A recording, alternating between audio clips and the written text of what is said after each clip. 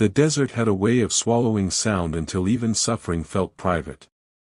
In the bottom of the shallow gulch, where the wind passed like a thin, tired sigh, the woman lay motionless, her limbs arranged by collapse rather than choice.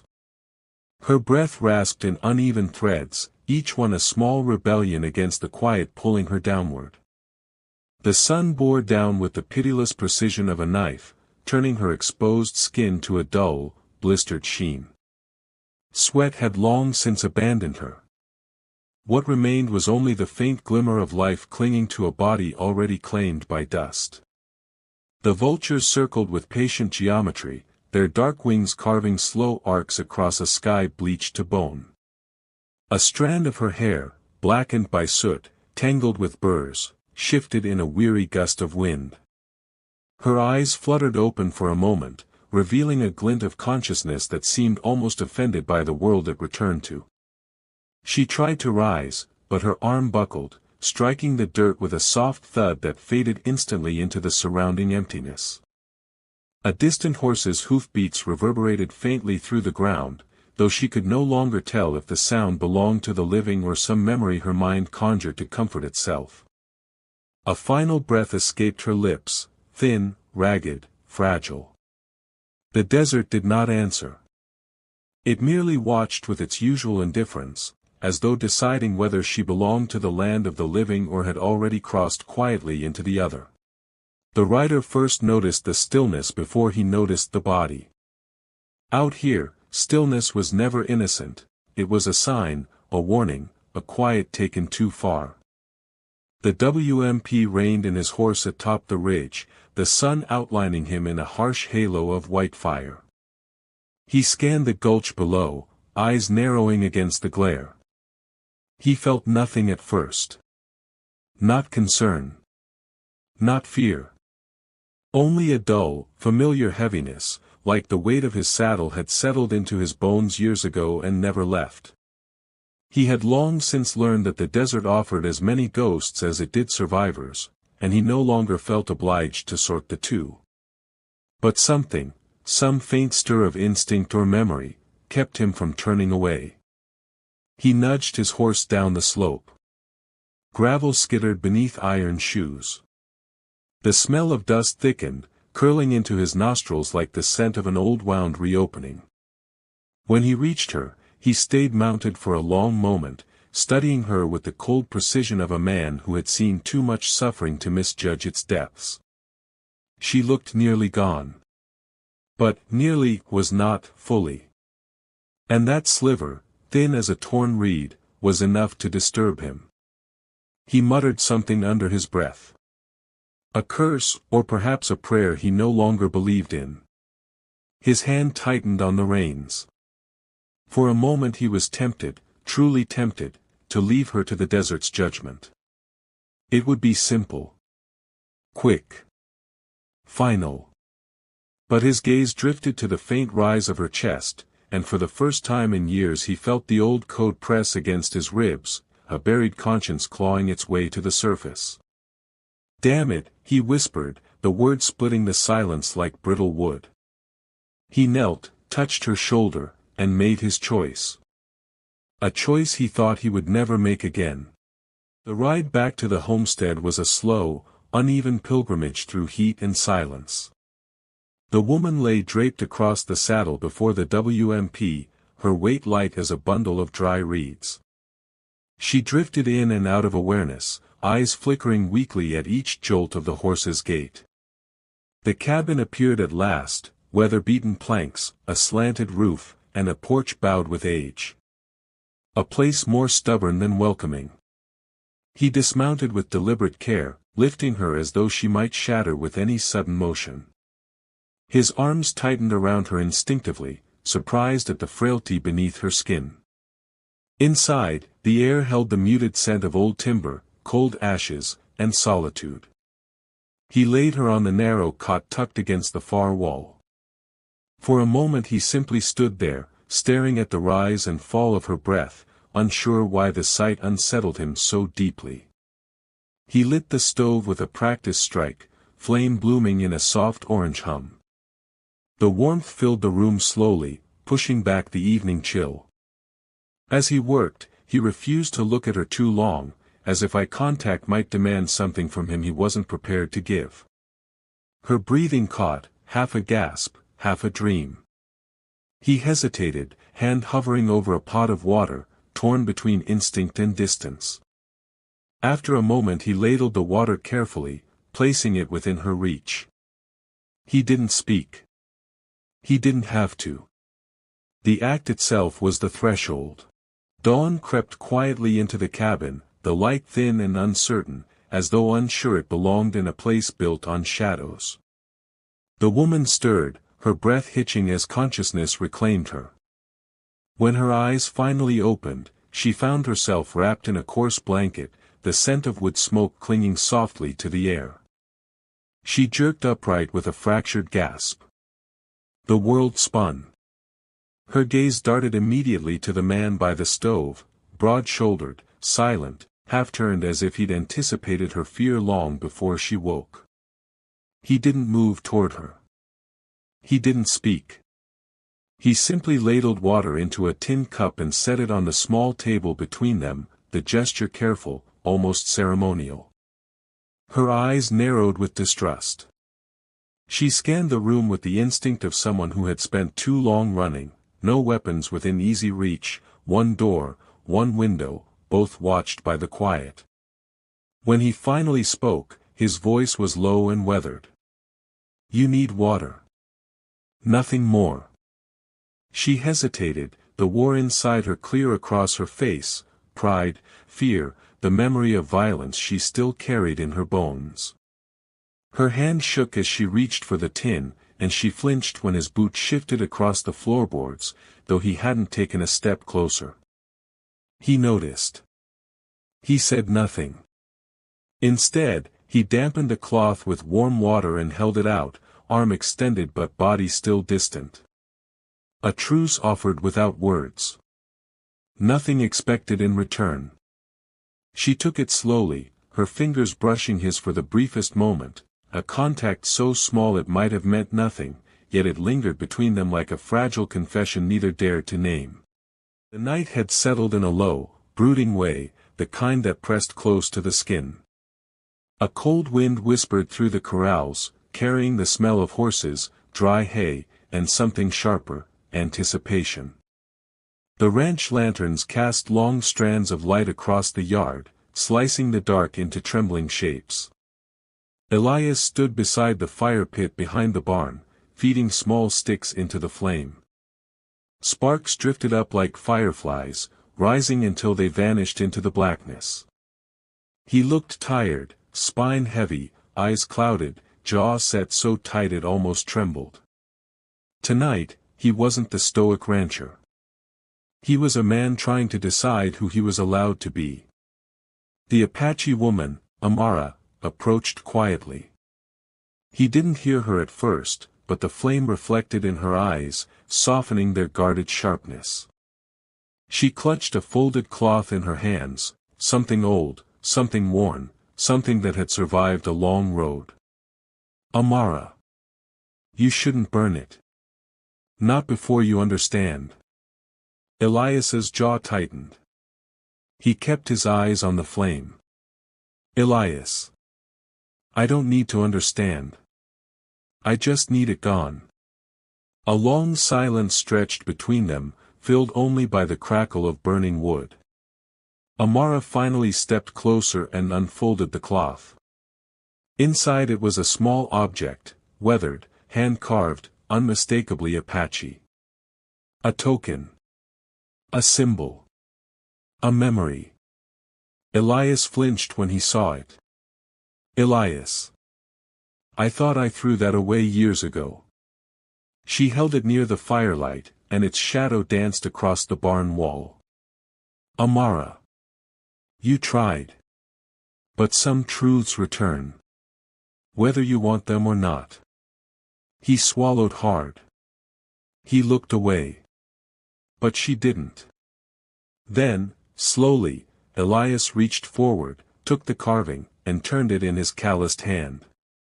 His voice cracked around the edges. "Elias. It was my father's. It belonged to the woman he loved before my mother. The one nobody talked about. The one who died because. He stopped. Because of choices men like him made. Choices men like me keep making. Amara listened. She didn't interrupt. She didn't pity him either. She simply waited, like someone who had spent her entire life enduring other people's storms. Amara. You carry a weight that isn't yours alone, Elias. He finally looked up at her, eyes shining in the fire's reflection. Elias. How do I stop repeating what came before me? Amara stepped closer, close enough that he could feel the warmth of her presence, not romantic, not dramatic, just real. Grounding. She pointed to the carving. Amara. Not by burning the past. She touched his hand. By choosing differently than it did. The fire popped, sending a shower of sparks upward.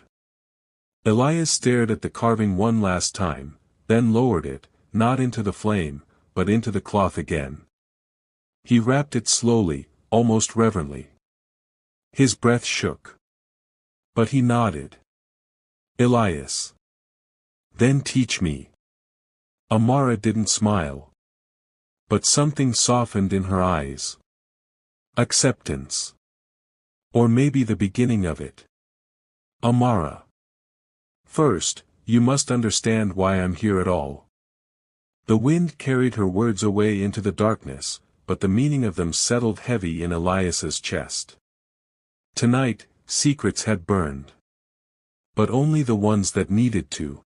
The dawn crept in slow and silver, spilling across the horizon like a secret being revealed. A pale light washed over the ranch, softening its edges, the barn, the paddocks, the sleeping fields, all wrapped in the hushed quiet of an early morning that didn't yet know what it was about to hear. Inside the small guest room where Amara had been resting, the air felt heavy. Not dangerous, just expectant. Like something long guarded was finally ready to breathe. Elias stood at the doorway, hat in hand, hesitant. Last night's fire still lived in his eyes, the conversation, the confession, the weight of the carving he hadn't burned. Amara sat on the edge of the bed, her dark hair unbound, her expression unreadable. Yet her posture held a certain resolve, a readiness. She gestured to the chair across from her. Amara. Sit. If you want the truth, you need to hear all of it. Elias lowered himself, spine stiff but attention absolute. For a moment, she studied him, the way he waited, the way he braced himself. Then she began. Amara. I wasn't meant to survive.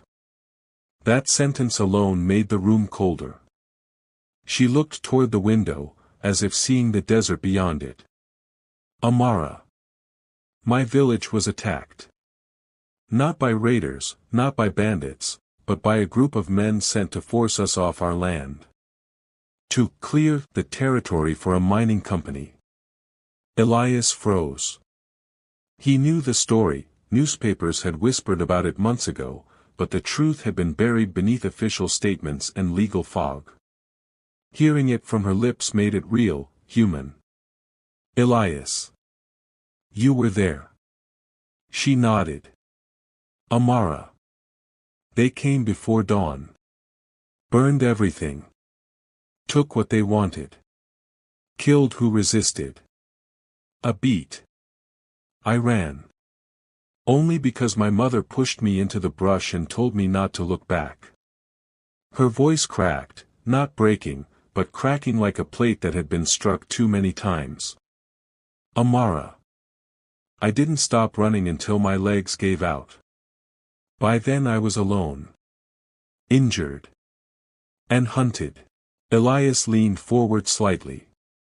Elias. Hunted? She nodded again. Amara. They sent riders after the survivors. They didn't want witnesses. She met his eyes. That's how I ended up near your land. I didn't come for refuge. I came because I had nowhere left to go. Elias ran a hand slowly down his face. The shame in his posture wasn't about guilt for what happened, it was for being part of a world where such things could happen and be excused. Elias. Why didn't you tell me from the start? Amara lifted her chin. Amara. Because I didn't know what kind of man you were. Now I do. The silence that followed wasn't sharp, it was heavy, meaningful. Elias finally breathed out, steadying himself. Elias. And the men who chased you? They'll come looking again. Amara didn't flinch. Amara. They will. Her certainty sent a shiver through the room. Elias. Then we'll be ready. She studied him for a long moment. Amara. Are you sure? Helping me will put your land, your life, in danger. Elias didn't look away. Elias. Some things are worth standing for. For the first time, truly, Amara believed him. Outside, the sun finally broke fully over the horizon. A new day. A dangerous one. But for the first time in a long time, Amara wasn't facing it alone. The afternoon passed with a strange stillness, as though the land itself held its breath. Shadows stretched long across Elias's ranch, dark fingers reaching from the barn and the water troughs, blurring the distance between past and present. Inside the small, dim bedroom where Amara had been resting, dust motes drifted in a slow, lazy swirl, tiny ghosts suspended in a stripe of golden window light. She sat upright now, wrapped in a blanket Elias had left for her, her breathing steady but still fragile. Elias stepped in softly, a basin of warm water in his hands. He moved carefully, as if any sudden motion might make the truth they'd begun to share crumble. He set the basin down beside her and knelt, wringing out a cloth. For a moment, neither spoke. There was a sacredness to the quiet. Amara. You don't need to keep doing this. Elias. Maybe. But I want to. She didn't argue. She simply watched him as he dabbed the cloth gently along her cheekbone, clearing the last of the dirt and blood from the days she'd spent running. Her gaze softened, not with vulnerability, but with recognition. She had seen care before. But never without cost. Never without debts owed. This was different, and it unsettled her. When Elias finally sat back, she spoke, her voice low. Amara. You asked about the carvings. About why I carry symbols of my people. She paused. It's because they're all I have left. Elias held her eyes, listening the way a man listens to something he knows will stay with him for the rest of his life. She lifted the small wooden carving, the one she had nearly let burn, and turned it over in her hands. Her fingers traced the etched lines like she was reading an old prayer. Amara. This is my father's. He carved it the night before he died. Said it was a reminder of the old ways, of who we are. Elias nodded slowly. Elias. You said your mother saved you. What about the rest? A shadow crossed Amara's face. Amara. They didn't make it. Not my brothers, my cousins, none of them. She inhaled, and the breath shuddered. Amara. I can still hear them. Sometimes when I close my eyes. The way they shouted to each other. The way they fought back even when it was hopeless. Her hands trembled. That kind of sound, it doesn't leave a person. Elias looked down at his hands, big, calloused, scarred, and at the faint white ring of skin where a wedding band used to sit. Amara's pain stirred something in him he hadn't opened in years. He spoke quietly. Elias. You ain't the only one carrying ghosts. She glanced at him, not expecting the admission. Elias exhaled, a long, weary breath he'd been holding for too many years. Elias. My wife. Clara. She died 3 winters ago. The words emerged rough, like old leather splitting. Sickness came through town. Took her fast. Took the baby faster. The room felt smaller suddenly, as though their grief had weight and shape. Amara lowered her gaze, her voice softening. Amara. I'm sorry. Elias shook his head. Elias. It ain't about being sorry. It's about what it leaves behind. An emptiness you try to fill with work, chores, anything that'll keep your hands busy. A beat. But nights are harder. He looked at her then, really looked, and saw not just a wounded woman, but someone who understood the language of loss. Elias. I guess what I'm trying to say is, I know what it's like to have the world take more than it ever gave back. A long silence followed. But it wasn't uncomfortable. It was shared. Layered. Human. Amara closed her fingers around the carving, drawing strength from its weight. Amara. Maybe that's why I ended up here. Of all places. Elias didn't smile, he didn't know how to anymore, but something inside him eased. Elias. Maybe it is. Outside, the wind carried the call of a lone hawk, circling above the plains. The land seemed to shift, acknowledging the moment, 2 lives tethered now by wounds that refused to stay buried. Inside the room, neither spoke again. They didn't need to. Their truths, laid bare, had drawn them closer than any words could. Dawn crept slowly across the ranch, brushing the horizon with pale ribbons of amber. The cold night had left frost clinging to the window glass, each crystal a small, perfect blade of captured moonlight. Inside the cabin, the stove hummed with a low, steady glow. Amara sat on the edge of the cot, wrapped in a wool blanket. There was color in her cheeks now, faint, but returning, and her breath no longer shivered with weakness. Elias entered quietly with a pot of warmed broth, the steam curling upward like a hesitant question. She watched him set the bowl beside her. He kept his eyes elsewhere, busying himself with the firebox, as though looking directly at her might reveal too much. After a long moment, she finally spoke. Amara. Why are you doing this? A pause. We are, mates. The word caught awkwardly in her throat, a patchy phrasing bent to English shape. She meant bound, aligned by fate, those whose lives have crossed water and shadow.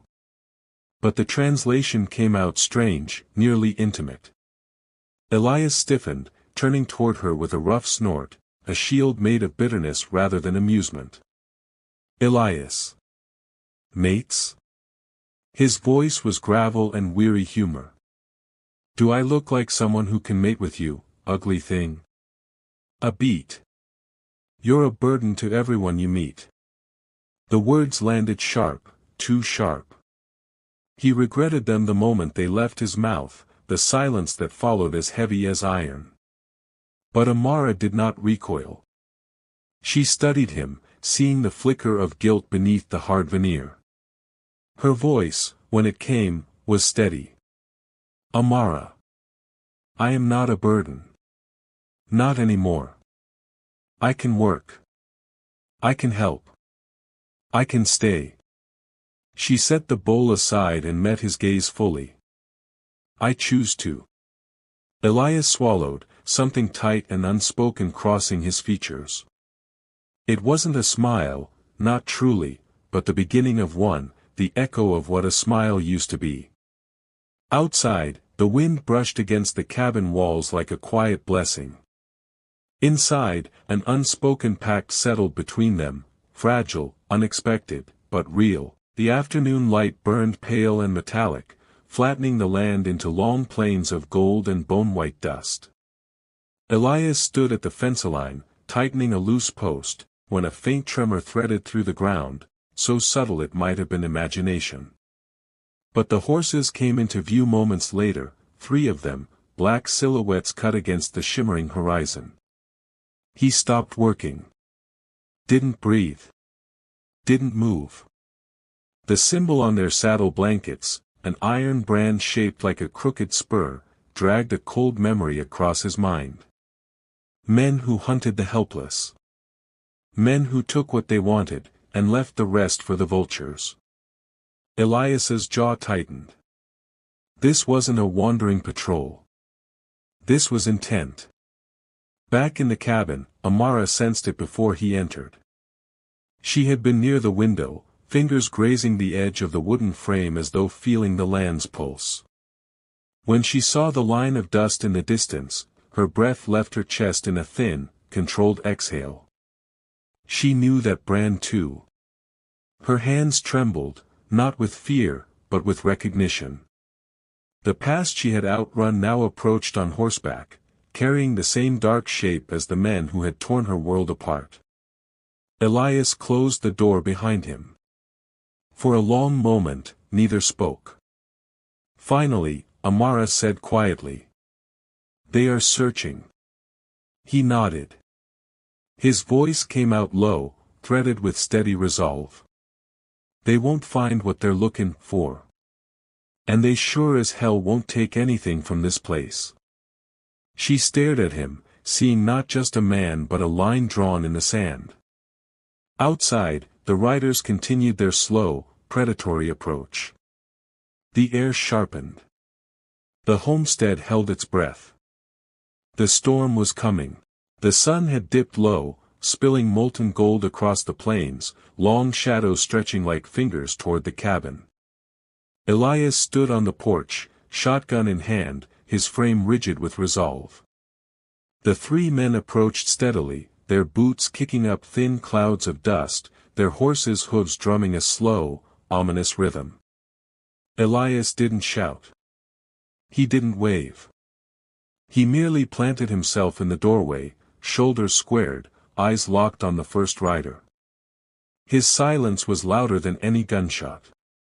One of the riders dismounted, boots scraping the earth. He grinned, a cruel, slow stretch of teeth that assumed victory before it had been earned. "Riding man. Thought we might find something worth talking here." Elias's hand didn't tremble. He answered evenly, voice flat, carrying the weight of years lived in isolation and observation. "Elias. Not today." The man's grin faltered. He glanced at the others. They tensed, ready to strike, to force the breach. Dust swirled at their boots like dry smoke rising from a coffin. From behind, Amara stepped out. She stood beside Elias, not hidden, not pleading, but present. Her gaze was calm, fierce. It carried a quiet promise, she would not flee. The first man's grin returned, sharper now. "Riding man. You think 2 against 3. Elias interrupted, voice like iron scraping stone. "Don't make it worse for yourselves." Time stretched. The wind whispered through the grasses, carrying with it the scent of gunpowder, sweat, and sun-baked dust. The men hesitated, weighing the quiet resolve before them. It was not bravado, they could feel it. This was not a man defending land, it was a man defending life, with no room for negotiation. Amara shifted slightly, hand resting near her knife. Her presence changed the equation, 2 people who would not yield. The first man dropped his hand from his gun slowly, eyes narrowing. The others mirrored him. Horses pawed the earth, impatient but cautious. Finally, one spoke, voice clipped. "We'll be back." And with that, the 3 men turned, riding away, the dust clouds fading like smoke in the evening light. Elias exhaled, slow and deliberate, leaning against the doorway. He did not smile, but the tension in his shoulders loosened. Amara stepped closer, silent. No words were needed. They had survived, not through anger, not through force, but through presence, courage, and quiet, unyielding resolve. The wind swept through the homestead, carrying the taste of victory tempered by caution. The night was still, but heavy with the memory of the day's confrontation. The cabin walls seemed to pulse with quiet relief, the hearth glowing amber as the wind whispered against the eaves. Outside, the plains stretched endlessly, dark and unknowable, yet safe for the first time in months. Amara stepped onto the porch, boots pressing into the rough-hewn wood. She paused beside Elias, who leaned against the railing, eyes scanning the horizon out of habit more than fear. For a long moment, neither spoke. Then, a distant sound, a single horse approaching, shattered the fragile calm. It was one of the men from before, testing the boundaries of their retreat. Without hesitation, Amara stepped forward. She squared her shoulders, the light catching her face in a resolute glow. Amara. They won't take us. Elias glanced at her, noting the shift, no longer the frightened, exhausted woman who had collapsed in the gulch. This was someone who had faced the world, survived it, and chosen to stand beside him. Together, they faced the horizon. Their stance was quiet but unyielding, a wordless vow. The rider slowed as he crested the rise, seeing them, two figures, unbroken, unafraid. He hesitated, then turned back. Elias exhaled, tension leaving him like dust in a soft breeze. He looked at Amara. For the first time, he allowed himself to feel the weight of companionship, the rare, unspoken comfort of being chosen by another human. Amara met his gaze, eyes reflecting both the stars beginning to pierce the night and the warmth of trust hard-earned. Amara. Then we stay. Elias nodded, a quiet affirmation. No words of victory were needed. The moment was not triumph, it was solidarity. Two lives, intertwined by choice, courage, and the long, patient labor of understanding each other's grief. The wind shifted, carrying the faint scent of sage and cold earth. Somewhere, the faint cry of a distant coyote echoed, but it felt less lonely now. Together, they stepped into the cabin. Outside, the plains waited, vast and indifferent, but inside, for the first time, there was belonging. Winter had settled over the ranch like a soft, silver quilt.